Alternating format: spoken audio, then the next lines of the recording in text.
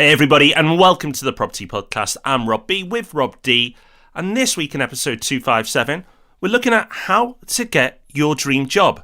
So many people want to build a portfolio so they can get a job they hate. But why not build a portfolio while working in a job you love?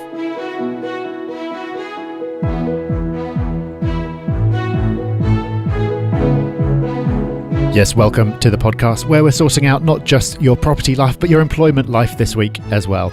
Maybe a dream job for you is working in property and learning while you earn. Or maybe you just want a job that's higher paying or more flexible while you're building up your portfolio and you're in a position to sack off the day job altogether. Either way, we've got you covered with today's episode. We certainly have. And if you are interested in property specifically, getting a wonderful role there, then make sure you listen to the end of the podcast. It sounds like it's going to finish, but it won't. Rob and I are going to talk about property jobs that we have available right now with us. So stay tuned for that one if you're interested. Also, of course, we've got the news story coming up and our resource of the week. But before that, Rob, our wonderful Property Hub magazine went out last week and it looks great. Yep, should have hit your doormat already if you are a subscriber. The cover story this month is all about property tax. It's the absolute hot topic of the moment. We've been talking about it loads this year on the podcast, but certain information is best conveyed in written form, and so that's why we've put it on the cover and dedicated loads of pages to it inside. We've also got a really interesting feature about the rise of purpose-built accommodation, which again we've talked about on the podcast before, but getting into some depth there, and a location focus on Nottingham, which is an area that we haven't talked about that much on the podcast, but there are loads of really interesting things going on, and there's plenty more in there as well. So if you're not a subscriber and it hasn't landed on your doormat, I'm not just saying all this to make you feel left out. It's not too late. You can go and become a subscriber now, and then you'll get digital access to that issue and all our previous back issues as well. So if you've been on the fence about subscribing and that's tempted you off it, just go over to thepropertyhub.net/magazine. Now for our news story of the week, and I really like this story. It's a type of news story that gets you in trouble because for me, I've now got several tabs open because I want to dig into this story. And it may surprise you, all that interest has been generated by supermarkets. Yeah, so next time you're at the supermarket, you can pick up all your groceries and pick up a home to rent as well. Or at least you can if you're living in Berlin, because Aldi is planning to build more than 2,000 rental apartments above its stores. It's going to be doing that in 30 locations across Berlin where there's a massive housing shortage. And I didn't realise, Rob, that this is actually happening in London already, not by Aldi, but Tesco has built some homes in Woolwich and Streatham, and Morrison's is going to be building 700 homes at its site in Chalk Farm in Camden. So this seems like a trend that we might be seeing more of. Yeah, absolutely. It makes a lot of sense if you think about it. These supermarkets occupy large sections of land, and particularly in the capital, those pieces of land are really, really valuable.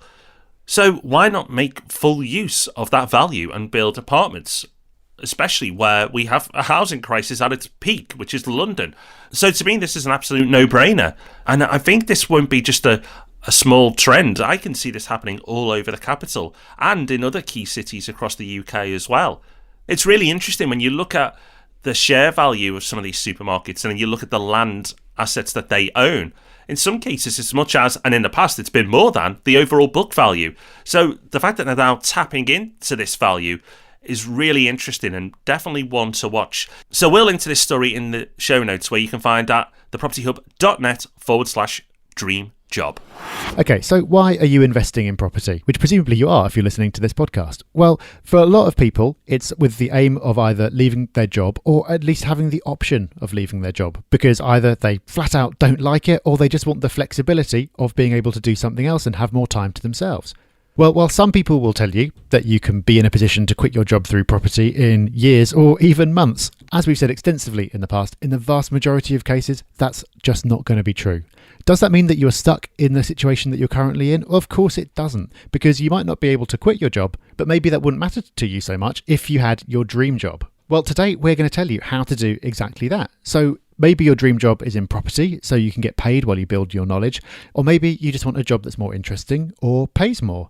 We've hired for a lot of roles in the past. We're hiring for a lot of roles at the moment. And by doing that, we've learned a lot about how to apply for jobs and how not to apply for jobs as well. So in this episode, we're going to tell you what to do and what not to do at every stage of applying for a job to remove some of the randomness and to make sure that when you see that role that is perfect for you, you know how to make it yours. Absolutely. And let's face it, if you apply for a role that you've put a moderate amount of effort into getting, what does that say about the company you're joining?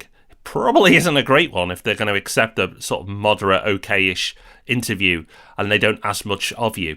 So the companies that are the most demanding of you to get a role, well, it's not a guarantee, but it's far more likely to be a more interesting and exciting company. So don't be afraid of those tougher interview processes. Be excited by them because the company probably has high standards.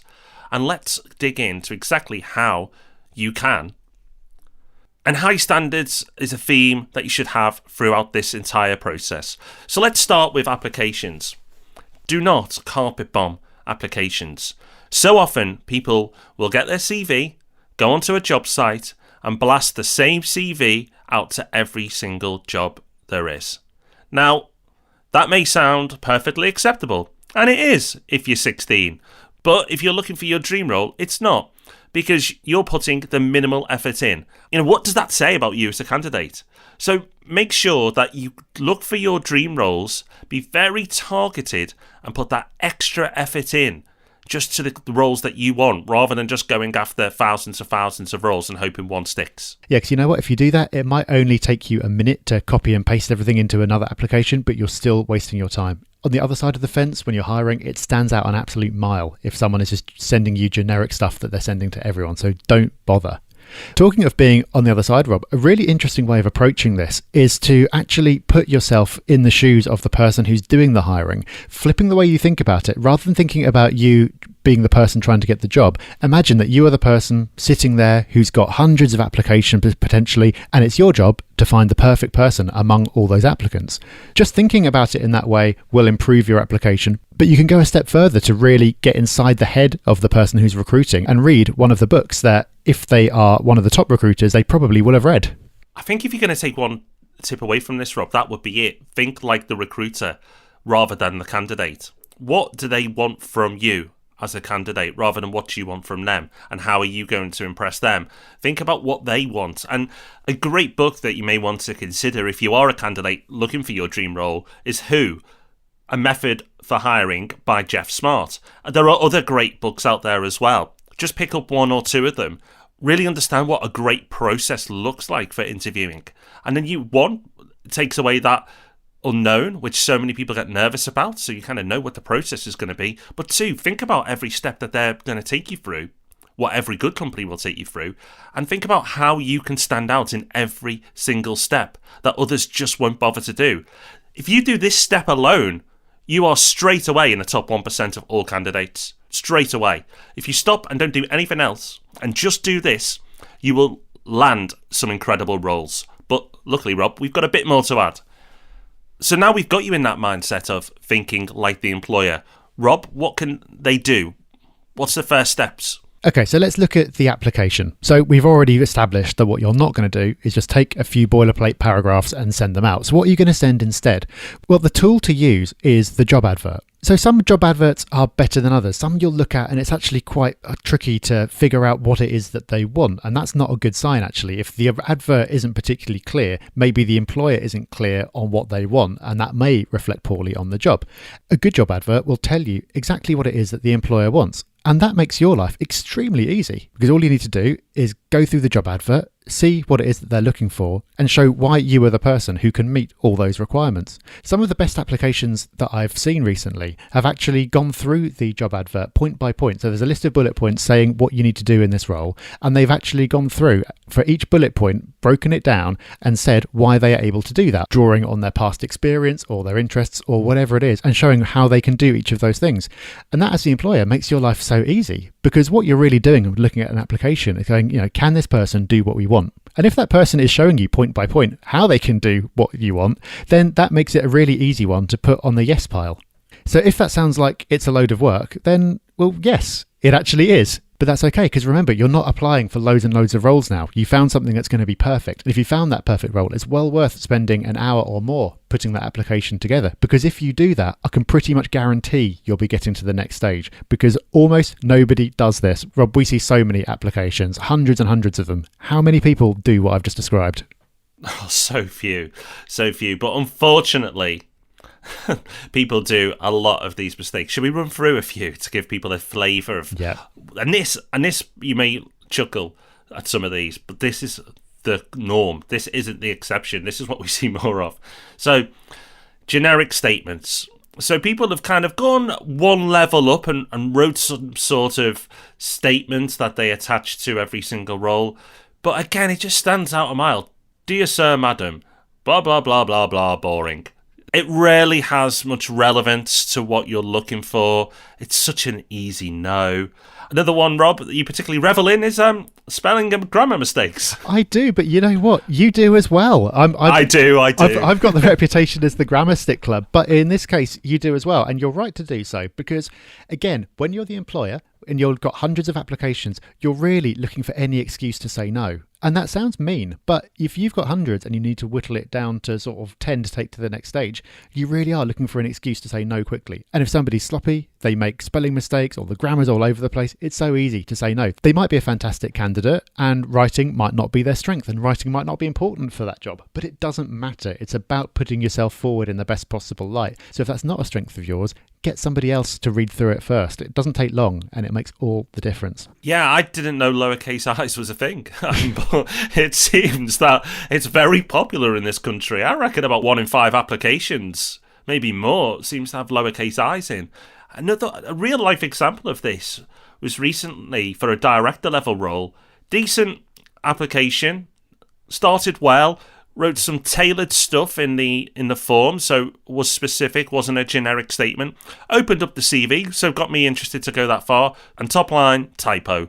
Spelt director with an extra R at the end. Now, you could say that's really harsh, but this is a really senior role. And you'd think, okay, attention to detail would just be standard. But to have it right at the top of the CV, that typo, I don't know if that candidate was brilliant or not, but it had to go in the rejection pile. Sounds harsh, but as Rob said, if you're going through hundreds and sometimes thousands of applications, once you start to get lower down and further down, it's these little mistakes that will cost you. Exactly. And something else that will cost you is a very, very common mistake, so easily avoided. Talking about what's in it for you, not talking about what's in it for the company. This, again, is about putting yourself in the other person's shoes. They don't care about why this would be a great job for you. They want to know why you would be great for them. So when we advertise for jobs, we often have a qualifying question in with the application saying something like, why do you think you'd be great for this role? That's like a really common generic question that we'll use.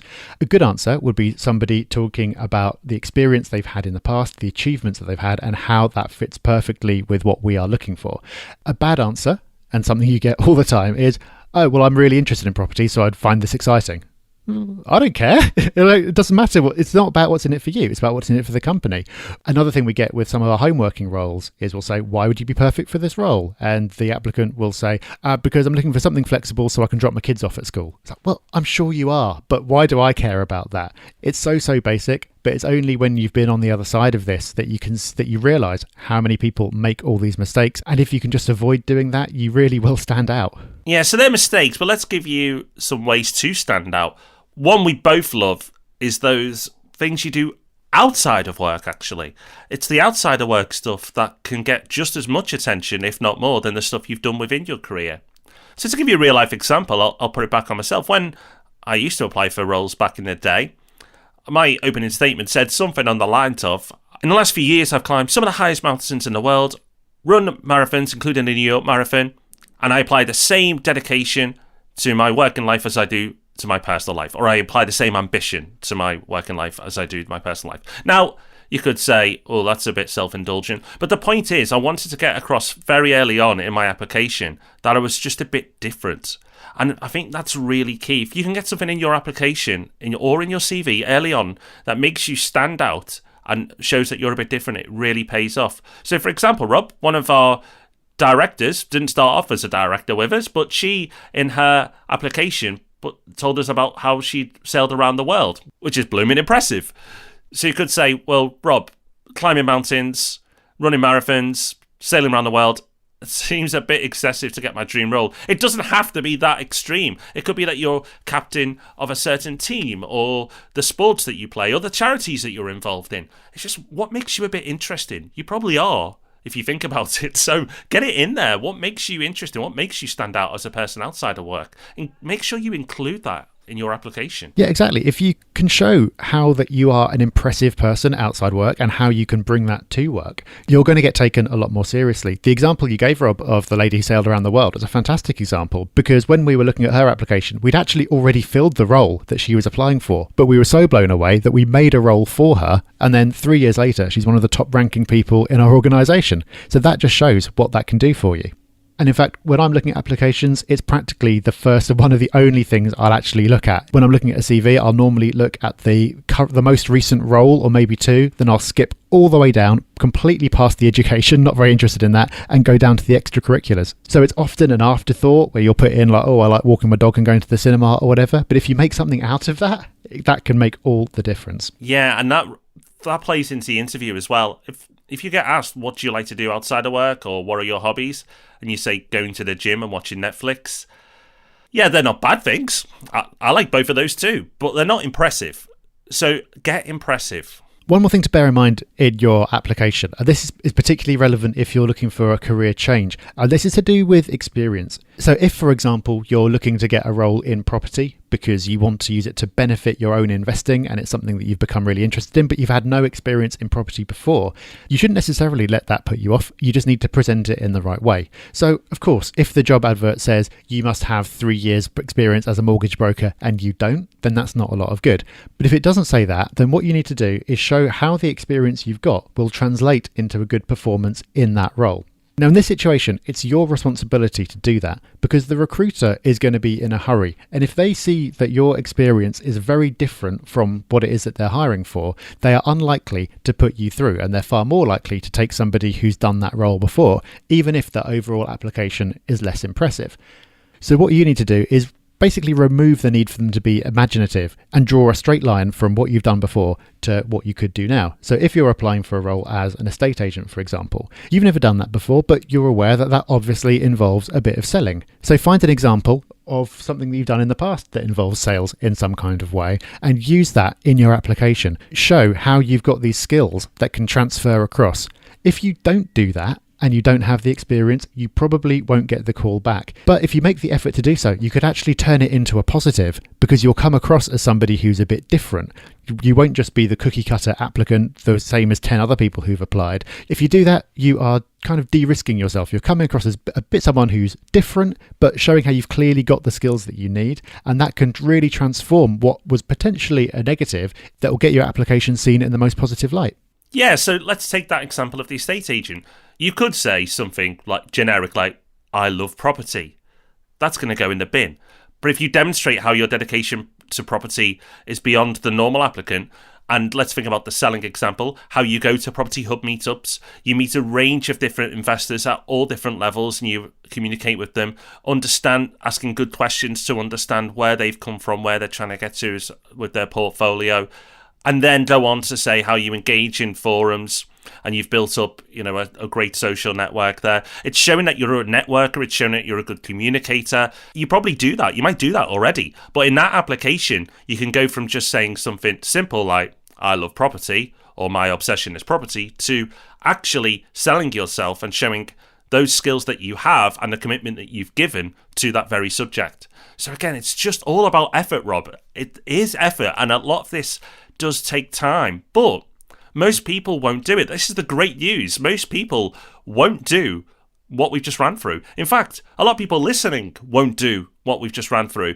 And people listening to podcasts tend to be achievers. So the fact you listen to a podcast already is fantastic because you want to better yourself. But there'll still be some of you, I'm sorry to say, who won't do this. That's great news for those of you who will.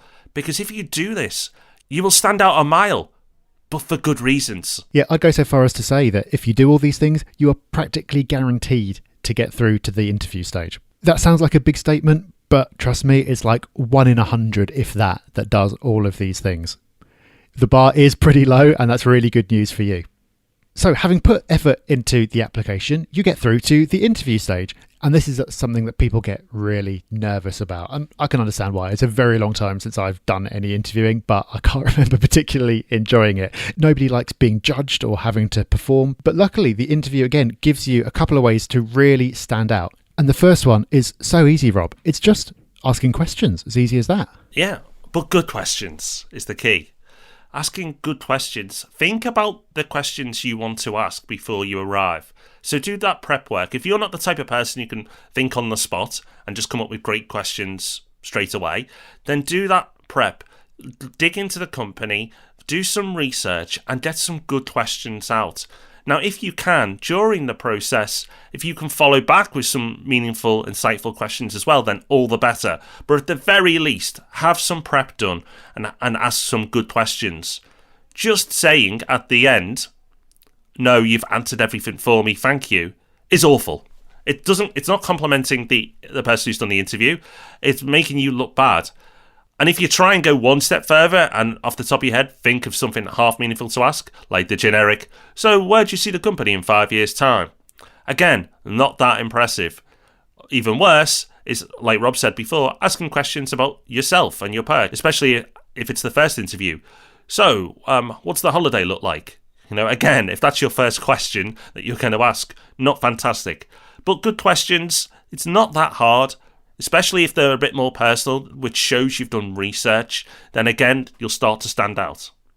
And talking of research, Rob, for interviews, that is really important. Yeah, another big way to stand out. So the worst thing you can do is no research at all, so you don't have anything meaningful to contribute.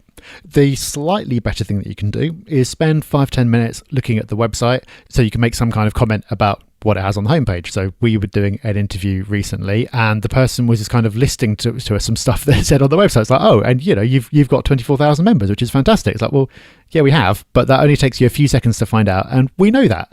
That's not an impressive level of research. If you've put that much effort into the application, you might as well continue it and spend a good hour at least doing your research before the interview. Go and look at all their social feeds to see what's going on. Find recent news stories about them. If you know who's going to be interviewing you, go onto LinkedIn, find out who they are, a little bit about what they've done in the past to see if you can find some common ground or something to comment on. Again, it doesn't have to be absolutely mind-blowing. You don't have to employ a private detective because most people just do the real basics. So anything extra that you can do really will help you to stand out. And in general, I'd say that the way to approach this interview stage is actually to change your mindset a little bit about what we've been saying so far. So in the application phase, we've been saying it's not about you, show how you are right for them. The interview is a bit different. Interviewing is a two-way process. It's not just for you to prove that you are right for the job. It's for you to find out if the job and the company is right for you. So if you go into the interview with that attitude, you've done your homework, but it's not so you can sort of astound them by reeling off facts about the company they wouldn't have expected you to know. It's so you can get involved in a meaningful conversation. And from that conversation, it will become clear to both of you if there's a mutual fit there. If you go into the interview thinking of yourself as having to perform and put on a show, then you'll be putting yourself under loads of pressure. If you go in with the attitude of, I'm prepared for this, I'm going to go in and I'm going to find out if this is right for both of us, then that mindset shift will probably make you feel a lot more relaxed and therefore you'll be more likely to make a good impression. Absolutely. And where I've said don't ask about holidays in your first question, you can ask questions about the company. So what's the culture like here? Companies with a great culture will love questions like that and will go on and talk to you about the culture and the people and the teams that they have. So don't be afraid to ask that question, because if people get offended by that question, it's probably because the culture isn't very good. So therefore it might not be a role, or it might not be the type of company that you want to work for anyway. So again, just think a little bit differently. You can ask questions to benefit yourself as well, but ask good questions. So of course we're giving you tips here to get your dream job, but maybe your dream job needs a boatload of qualifications as standard, or even though you've demonstrated experience, it just demands a level of experience that what you've done so far, even with twisting it and doing your best, you just can't demonstrate. So you've got the bridge, you've got the stepping stone, which is possibly considering an internship.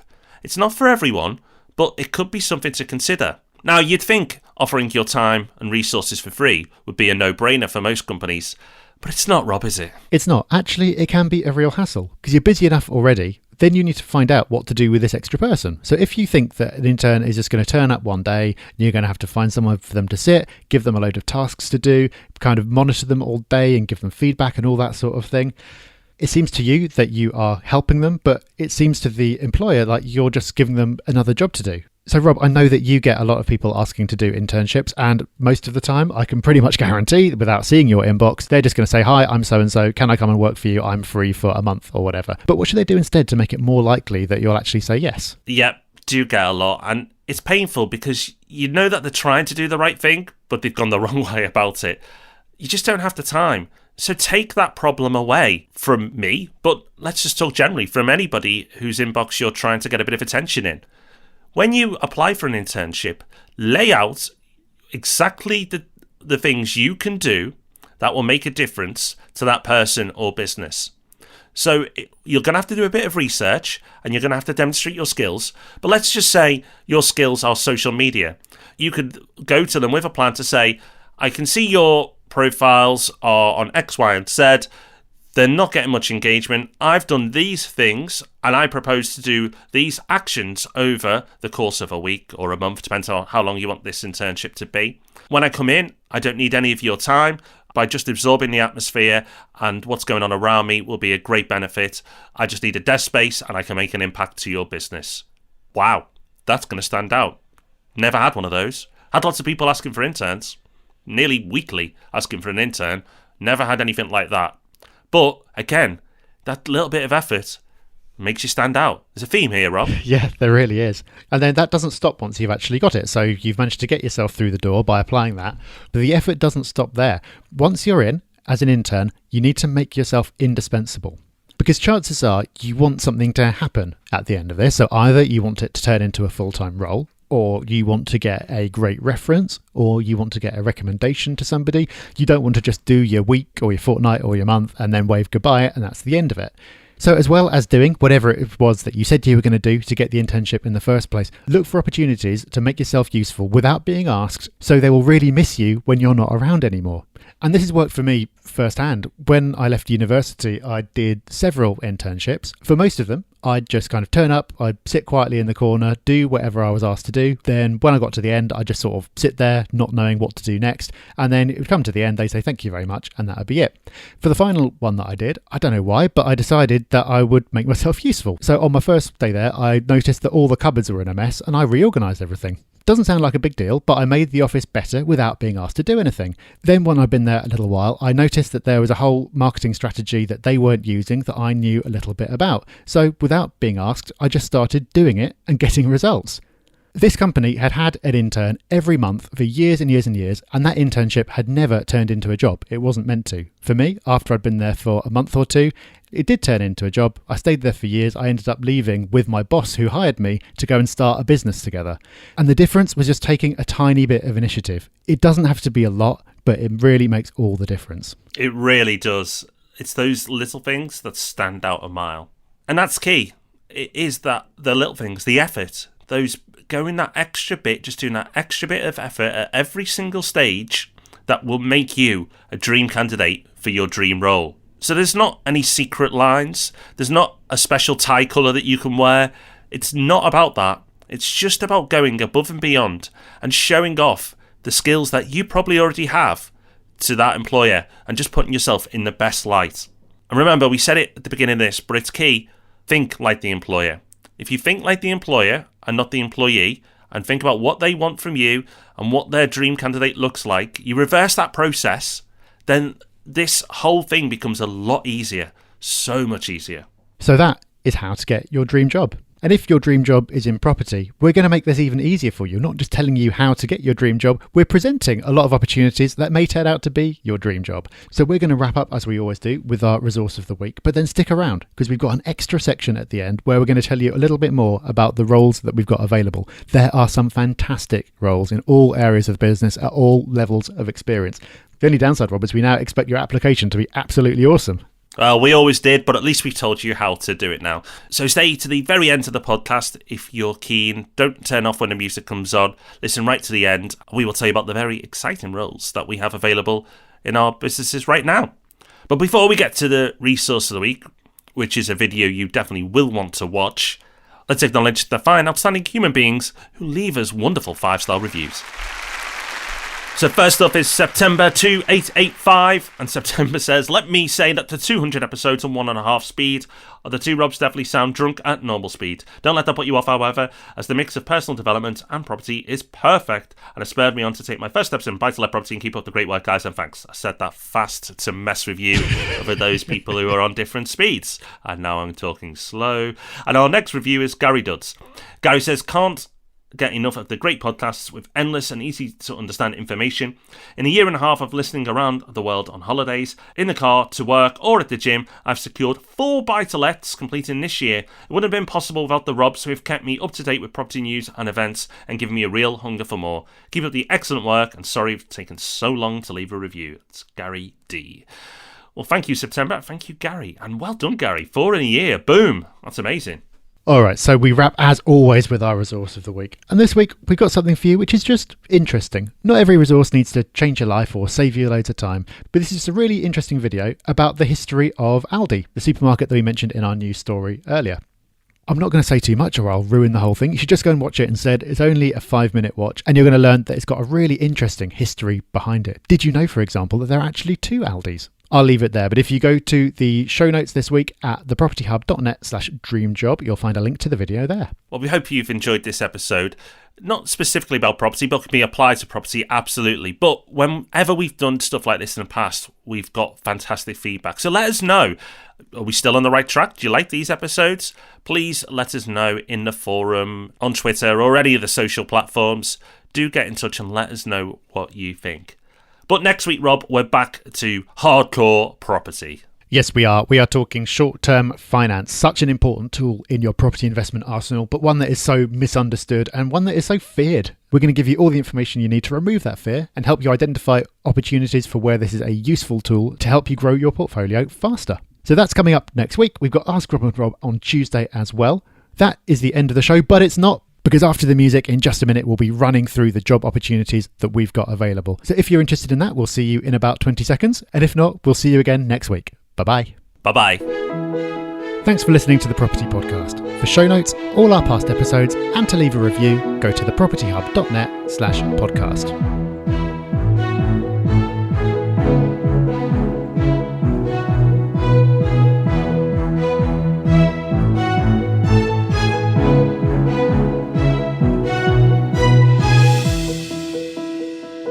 You still there, Rob? I am. Oh, great. Okay. Should we talk about these exciting roles? I think the first thing we need to say is, whenever you're listening to this, even if it's months later, don't worry, because we're growing so quickly, there's going to be roles all the time. So the URL you want to get yourself along to is thepropertyhub.net/jobs. And that's where we post all these roles. And when I say we're growing quickly, Rob, I think we've got about 10 plus roles at the moment. And nearly all of them, if not all of them, are newly created roles. So it's not because we keep sacking people, it's because we're expanding and lots of exciting things happen. We've got a wonderful team, so we don't need to get rid of them. And we want to make it just that little bit more wonderful. So, Rob, do you want to give people a flavour of what's going on and where it's available? But actually, talking about where it's available, maybe we should give the locations of where some of these roles are. Yeah, lots of choice when it comes to location. So we've got 2 offices. We've got an office in London and we've got an office up in Warrington, and we've got roles available at both of those. We've also got a couple of home-based roles as well. So wherever you are in the country or beyond the UK even, you can come and join us. So we'll just talk about a few of those roles in a little bit more detail. Now, one of the jobs we've got up in Warrington is head of marketing for the whole of the Property Hub. This, for the right person, I'm convinced is one of the best jobs in the UK. Not just because you get to work closely with us, because if you're a marketing person, especially if you're a fan of inbound marketing and you appreciate the value of education in marketing, this is an unbelievable role because you get to come in and work directly on the podcast, which is one of the most popular in the UK. You have a ready-made network of events across the country and beyond. You have the magazine with thousands of subscribers, a full editorial team, and some of the best writers in the UK. and more. That is just some of the stuff that you get to be involved in. Now, the flip side of this is that we are going to be extremely picky, and this is a role where we're only going to settle for somebody who we are phenomenally excited by. But if that sounds like you, or if you know somebody who you think could be a good fit for this role, then get over to thepropertyhub.net/jobs, because like I said, the right candidate isn't going to be easy to find, but there's going to be 1 or 2 people out there who are getting massively excited about this. And if that's you, we want to hear from you. We do. But we want to hear from you as well if you're trying to get your foot into property. So maybe you're looking for that first role in property and you just don't know how to do it. Well, we've got a few roles that might appeal. First up, we've got letting representative roles in Yorkshire and in London. So 2 great roles there for anybody who wants to work in the letting side, understand the mechanics of what goes on there, and get involved in getting those properties let for our wonderful landlords. Your role, though, is far more varied than just showing people around. There's loads to do. You'll learn about snagging, midterm inspections. The education that you'll receive by working in that role will be fantastic. Or, alternatively, if you're looking for something a little bit more office-based, and maybe you're not the type of person who wants to show people around, but you're very diligent and you're well organised, then you may want to consider our office assistant role in London. This is a great role because you're going to be working around lots of people who really know their stuff in property. The London office is in a great location, lovely office too. We're just moving at the moment and the new place is fab. Our current office assistant, well, that role's been created because she's been promoted so quickly. Again, we're looking for people who aren't just willing to settle to be an office assistant. We're looking for somebody who very much sees it as a stepping stone, somebody who's well organised, somebody who can make a difference. And like Rob said about the intern before, will use their initiative and get stuck in. So that's another role you may want to consider. Rob, we've got so many roles here. Are there any other roles that you want to mention or pick out? Just one. We've talked about entry-level jobs, so I'm just going to talk about one right at the other end of the scale, which is the operations director role that we've got based up in Warrington. This is the opportunity to be at the very, very top of the business, telling us what to do a lot of the time and making sure that everything is running smoothly across everything that we do. So this is no small role. This is having oversight over our lettings business, our tax business, our investment business, everything we do, making sure that everything's running efficiently, making sure that our standards of service are as high as we always want them to be, and making sure that we're prepared to grow, which we're going to be doing in a big way over the next couple of years. So this is a big role. If you've had a top job in a fast-growing company and you want to go on that ride again in a company in the property sector with exposure to all the different things that we do, then that could be a really interesting one to take a look at. So the complete range of the spectrum there. There's loads and there's loads in between. So go to thepropertyhub.net/jobs. And as I say, even if you're listening to this a year or 2 later, still go there because chances are we're still growing quickly. I know you expect us to say it, but we think we've got an amazing place to work. And that's because we've got an amazing team in place. The people you get to work with within these companies are absolutely awesome because we've applied that very rigorous recruitment process that you've just heard on the podcast. So you know the people in the team that you may get to work with are absolutely awesome. So don't be hesitant. The fact you're listening to the podcast shows you're definitely in the right direction, the type of people we want to hear from. So get along to thepropertyhub.net/jobs. We look forward to hearing from you soon.